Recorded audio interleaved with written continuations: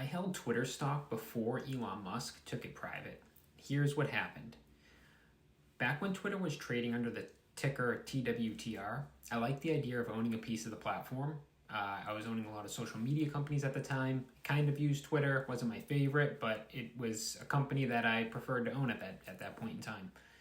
It was volatile, yeah, but it was also iconic, and I figured it was going to be there for some long-term potential.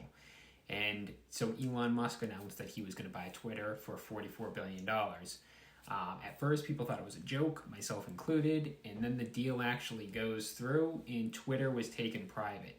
So maybe a month or two before this happened, I actually purchased more Twitter shares just to see what would happen for a company being taken off the public markets and going private.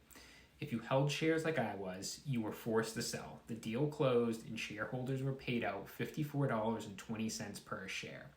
If you bought higher than that price, you took a loss, even though the company didn't go bankrupt.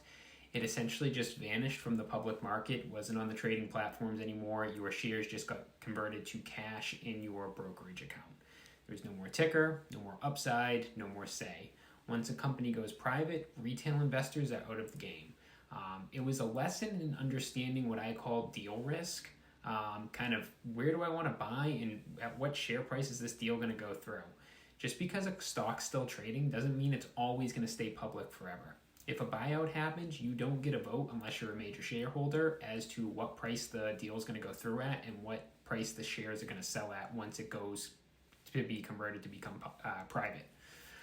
So that was my lesson learned. It was interesting to say that I was kind of part of that process. If you want more stories like this, real lessons from real trades I have made, be sure to hit follow. Go ahead and like this video. And if you know anybody else that went through this process with Twitter, feel free to share with them also.